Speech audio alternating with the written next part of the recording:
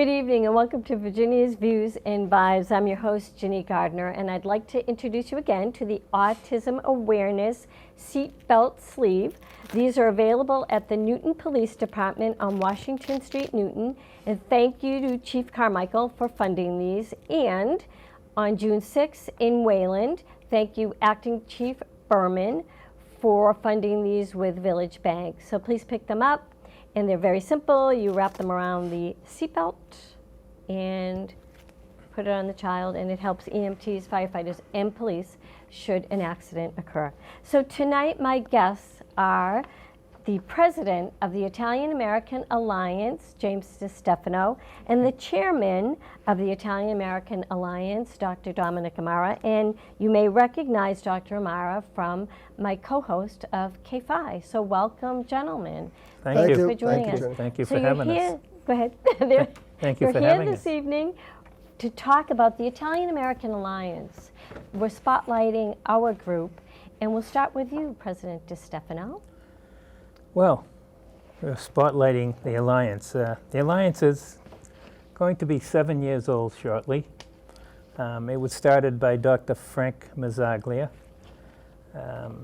One day, the city of Cambridge decided, without any notice to anybody, to eliminate Columbus Day on their own. The city council voted to stop Columbus Day and make it Indigenous Peoples Day. And when Frank and a few others of us heard that, we decided to confront the city of Cambridge. We invited the council, the whole council and the mayor, to a meeting. The mayor showed up and one councilman showed up. And before the meeting started, they said, no matter what happens here this evening or what is said, we will not be changing our minds. So that was the way the meeting started. And it ended pretty much the same way after 2 hours of questioning. And Frank decided, with myself and a few other people, let's start this organization and fight this because it's going to continue all over the place. Yeah, and it has. Right. That's right. And then you're one of the founders, along with, I believe... myself, Frank, Tony Sestito, Jimmy Materano, Dominic Susi, Dean Saluti. We tried to get heads of all the different organizations to put on the board, so that way everybody would be involved. And the most important thing is the mission statement, and I will read it. We proudly promote our Italian heritage, which includes the great Admiral Christopher Columbus, and we welcome people of all races, ethnic groups, and religious communities into our great and growing Alliance family. And it started with 12 people. Right. And now we're up to almost 8,000? Yeah, over 7,000, right? Wow. Yeah. Wow. And thank goodness YouTube jumped on board to help out. Well, I think I jumped on late. You were earlier than me. You came when there were about 20 people, established like about that. 20 people. I was invited by Dr. Saluti, Dr. Mazzaglia. And I had a good relationship with Frank. And we had some frank discussions, not to use a pun. Yeah. We had some frank discussions, and we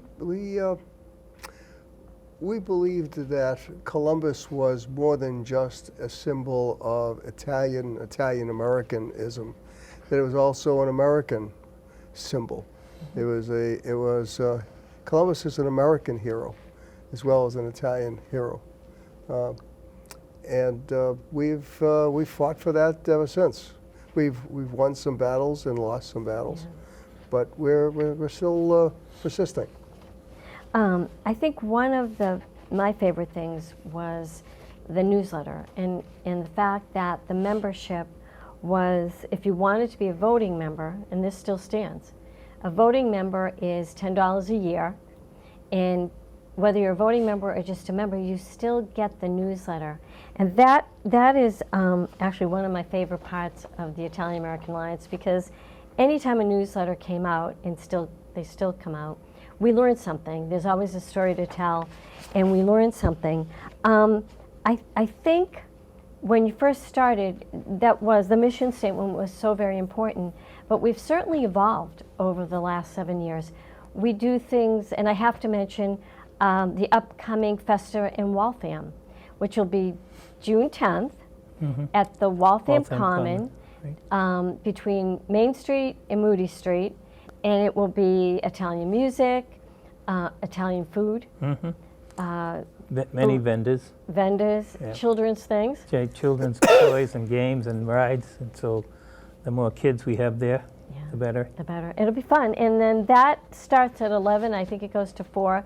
But come to the event and introduce yourself and have fun. Most of all, have fun. So we have that. We have another big part of the Italian American Alliance is the Amici Project. Who would like to talk about that? Well, that was something that Frank and I, when we originally, we discussed about how we could introduce the Italian culture to not just Italians, and Italians first generation, second generation, but even to other Americans that really didn't have exposure to the Italian experience. So we came up with an idea of having a gala, which would be a large fundraiser, and we would use that to get some very talented people, some of them directly from Italy, and then we would use the funds from that to bring that same kind of experience to individuals at a low or no cost. So, for example, we would bring this to students at a college or a high school, or we would actually even bring it to a mall. Bring dance and music or any of the other arts, Italian art, just to introduce people to Italian art and Italian culture, basically Italian heritage that they wouldn't otherwise have exposure to. So now this is a test because I forget the name, but the Italian singer from Sicily. Alberto Profiti. Go ahead, say that again. Alberto Profiti. And he's been here twice. He's been here twice, yeah. And he's excellent. I think he's, again, He's going to Where's perform he one this more time? time. Regent in no. Arlington. Yeah, he's going to be at the Region, but he's also free in Medford at the Shell on Route 16 there for really? Republic Day, Italian Republic Day. Oh, I did not know that. Yeah. And who else? There was a beautiful lady that came, and I don't remember her name. And you don't either. No, either. I can't remember, but she was a singer. She was excellent. Excellent. We'll get the name before the end of the show. But again, those were two very big events that were well attended, and they were fabulous, absolutely fabulous. Some of the things that we also do, a big part is Italian Heritage Month. And I think one year we had, I think we were busy almost twice a week that whole month. It started with flag raising in Boston, and I'm trying to think, we were just there last year, and was the new Consul General there? Do you remember? No. They still yet. had the old one, Oh, we did. Frederica. Federica. Yeah. She was there. So October is such a busy month. Yeah. The flag raising is one. Then there's the October 1st at the Dante Alighieri. That's run by the October Italian Heritage Month Committee. And there's so many things going on in October that we advertise through the Post-Gazette. Thank God for Pam Donnarumma and the Post-Gazette. So there'll be many, many events, and people should just enjoy them. Yeah, I do want to mention the Post-Gazette because that is a paper record, and we all read it, and it comes out once a week. Excellent. And I also want to mention here in Newton, we're lucky to have Mayor Ruth Ann Fuller. She accepted our invitation to host a flag raising ceremony in Newton. So it was the first one was I think 2 years ago, and then she had it again last year for us. And the 1st of October, we raise the Italian flag here, and we celebrate Italian Heritage Month here in Newton. So there is a lot going on, and I think because our group is so strong, and our members, we do a lot, and our name is out there, and we get a lot done. The other thing that we do is Italian American Cultural Festival. That was in, I think, Marshfield one year, but we also do one in the East Boston Tall Ships. Tall Tall ships. ships Do part. you want to talk about that a little bit? That was great. We had that last year. That what was happened, great. the reason why we had it is because the city would not give a permit for a Columbus Day parade. Okay, the city of Boston. And it was East Boston's turn to run it because they alternated with the North End. And they couldn't get a permit, so we decided to have an event at the Tall Ships commemorating Italian heritage. We couldn't call it Columbus Day That's because the city wouldn't allow it, so we had an Italian Heritage Day. And we had 1,000 people there, and the venue is beautiful. If you've never been to that venue, Tall Ships in East Boston, you're missing a great venue. And we're going to do it again this year, hopefully. Hopefully. Yeah. Yeah. And you know, we talked about our membership, and it started out with 12 people, grew to 20, and now our membership includes, and I'm gonna plug these books real quick, good people such as Anthony Amore. And Don, we interviewed him on K5, and this is one of his books, The Woman who Stole Vermeer. Am I saying that correct? One of many. Yeah, he's one of 4. Yeah. He's a member of the IAA. As a matter of fact, along with Dr. Amara this year, he was named one of the 100 most influential Italian Americans. So Dr. Amara will be on that list, and Anthony Amore, one of our authors.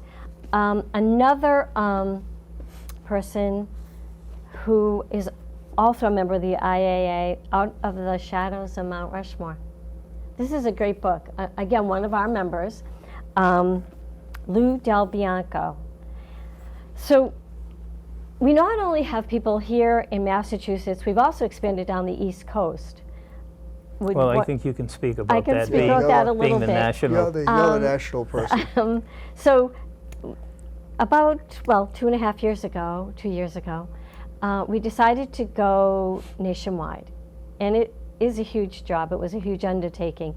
But I think Dr. Mazzalia had the foundation for it. And so it was sort of easy for us to sort of keep that alive. So now we have New Hampshire, we have people in New Hampshire, Maine, here in Mass, of course, Rhode Island, kind of, sort of. Connecticut is huge. Connecticut is big, Florida, and then Chicago. I don't know if I forgot anyone, but basically we're all working together because we have an important function. We have to, one, keep our heritage alive and our traditions. And you know, we want to save Columbus, obviously. But I think the hardest part for me is being second generation. My parents wanted to Americanize. They wanted to lose the language to some degree, and so I never learned Italian. And so they did. We lost a lot of the recipes and the language, definitely, and some of the traditions. And I think I brought them back to my kids. But I think that's one of the most important things that we do, is keeping those traditions alive. And it's a lesson. It's a lesson. It's a lesson that we didn't learn in time, and it's certainly a lesson that other ethnic groups should learn from. That not to lose their language or their culture. And what we're trying to do is preserve. They also should do the same. It's really a value. Their culture gives them some roots during tough times, and Italians certainly can speak to that. They have they survived the tough times because they had that kind of that deep family basis. You know, God, family, country. That was the basis of the Italian experience in America. That maintained them during some very, very difficult times. Absolutely. And a lot of ethnic groups go through this. Italians certainly did. And we certainly want to make that point known. That's one of the efforts that we try to that we have, is that we want individuals to recognize that the Italian experience was, what could be learned from it.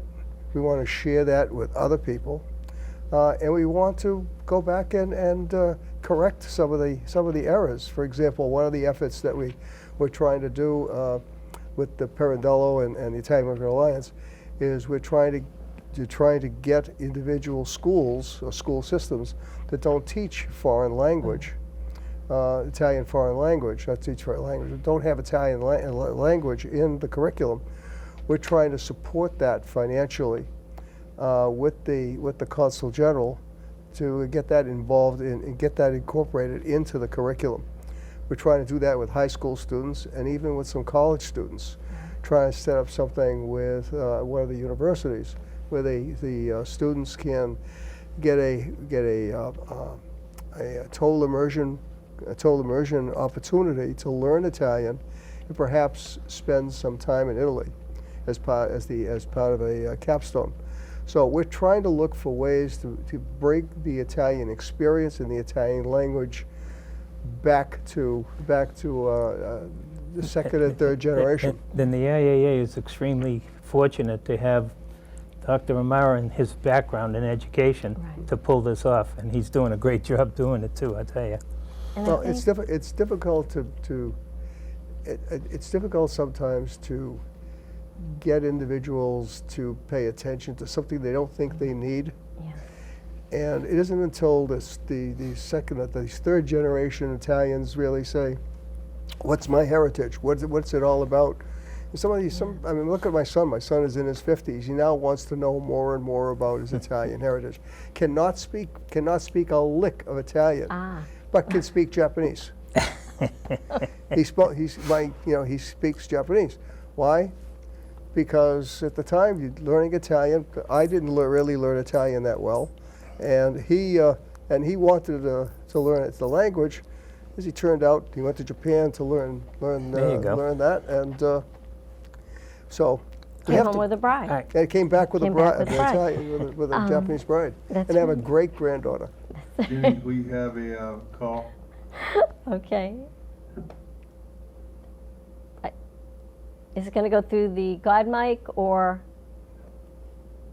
All right, go ahead. Hi, Jenny.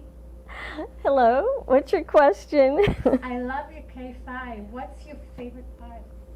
My favorite part of K5, what a great question. Well, of course, Dr. Amara is my co-host on K5. So one of my favorite parts of K5, which we do this with the blessing, of course, of the Italian American Alliance.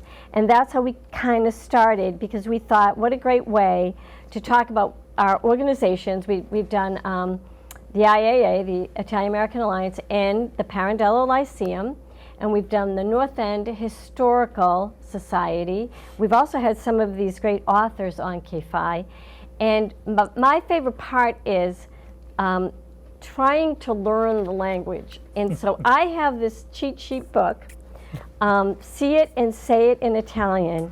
And every so often, Dr. Amara will attempt to teach me how to say things in Italian. And this is actually my favorite part, because I do look at this book, believe it or not, and I try to pronounce it right. But that's one of my favorite parts of K5.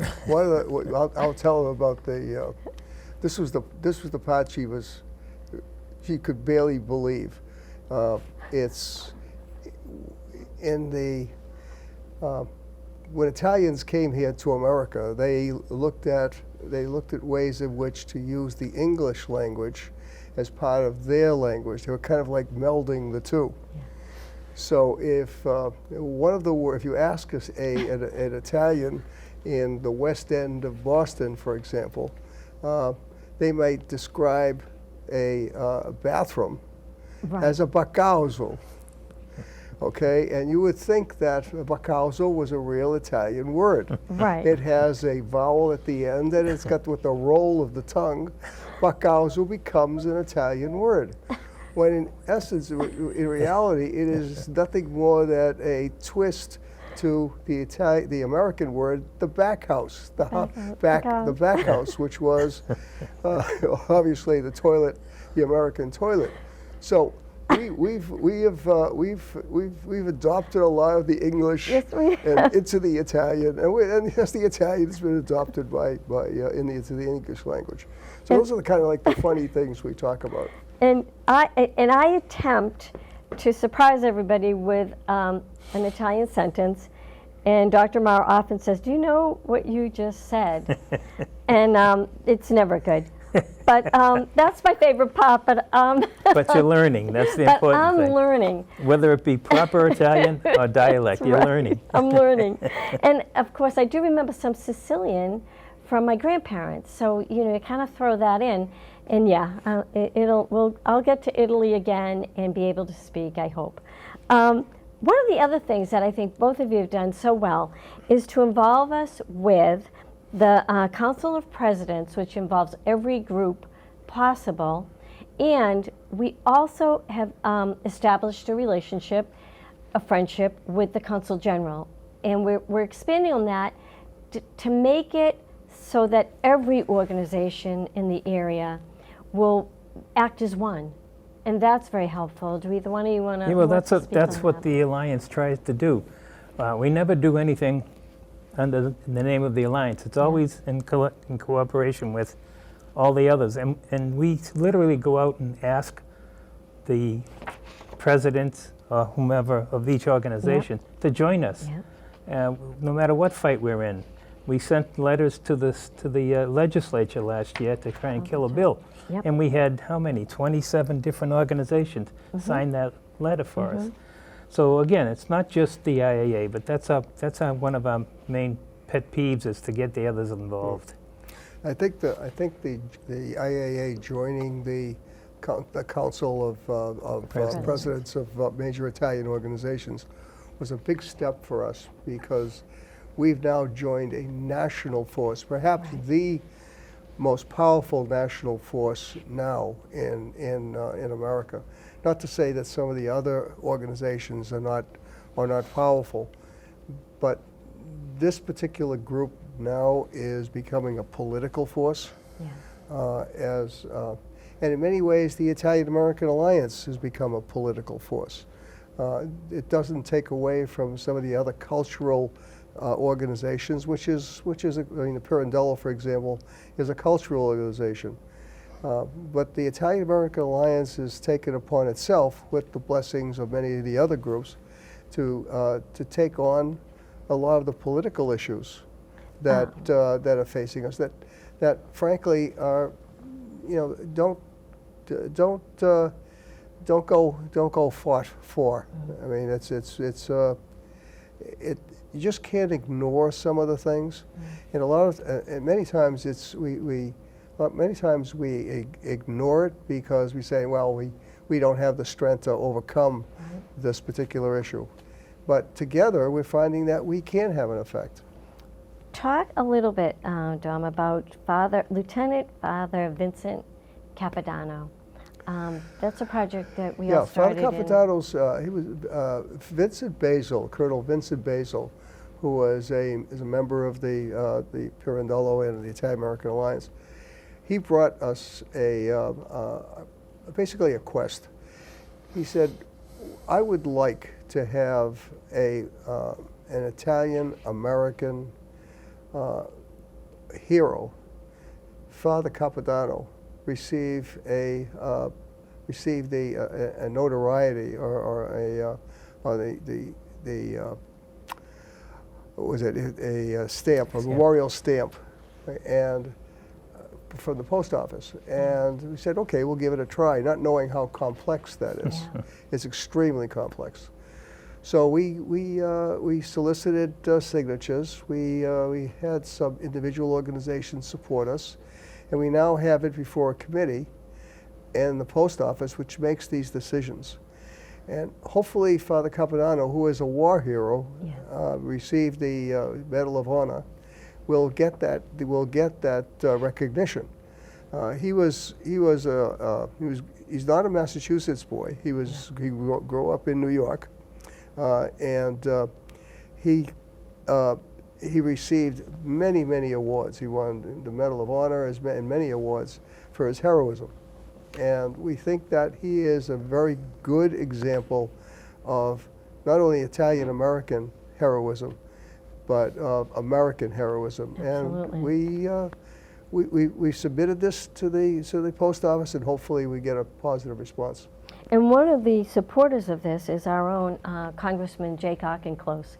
We were able to meet with his staff, and he issued a citation for Lieutenant Vincent Capodanno in support of this effort. So, you know, we're getting momentum, and it's going to happen, maybe slowly, but it is going to happen.